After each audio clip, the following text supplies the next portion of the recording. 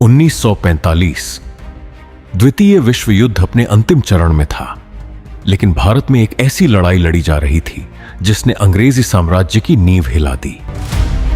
यह लड़ाई केवल बंदूकों की नहीं थी, यह लड़ाई थी आजादी के सपनों की।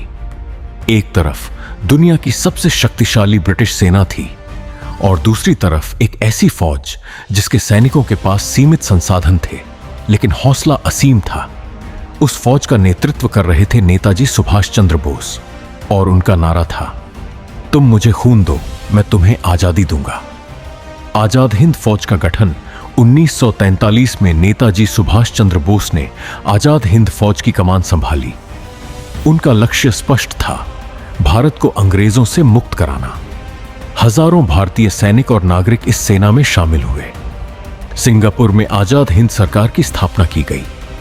नेताजी ने नारा दिया, दिल्ली चलो।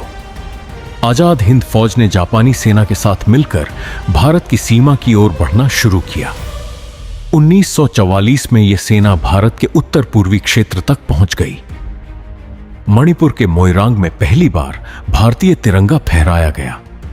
यह भारतीय स्वतंत्रता आंदोलन का एक ऐतिहासिक क्षण था। इम्फाल और कोहिमा की लड़ाई, इसके बाद इम्फाल और कोहिमा में निर्णायक युद्ध शुरू हुआ। यहीं भारत की आजादी से पहले की सबसे बड़ी और अंतिम सैन्य लड़ाइयों में से एक लड़ी गई। भारी बारिश, भोजन की कमी और सीमित संसाधनों के बावजूद आजाद हिंद फौज ने संघर्ष जारी रखा, लेकिन परिस्थितियां उनके विरुद्ध थीं। आखिरकार सेना को पीछे हटना पड़ा। नेताजी का रहस्यमय अंत 1945 में जापान के आत्मसमर्पण के बाद हालात बदल गए।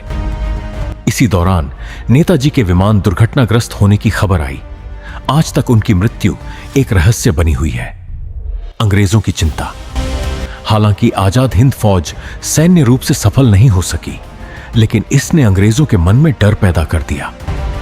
जब INA के सैनिकों पर दिल्ली के लाल किले में मुकदमा चलाया गया, तो पूरे भारत में विरोध प्रदर्शन शुरू हो गए। भारतीय सैनिकों और नौसैनिकों में भी असंतोष फैल गया। इतिहासकारों का मानना है कि आजाद हिंद फौज और उसके बाद हुए सैनिक विद्रोहों ने ब्रिटिश सरकार को यह एहसास करा दिया था कि भारत पर अधिक समय तक शासन करना संभव नहीं है।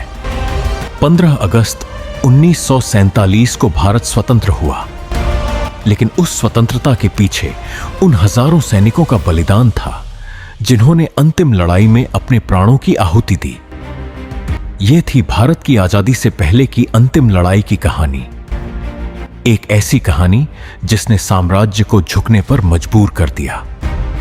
जय हिंद।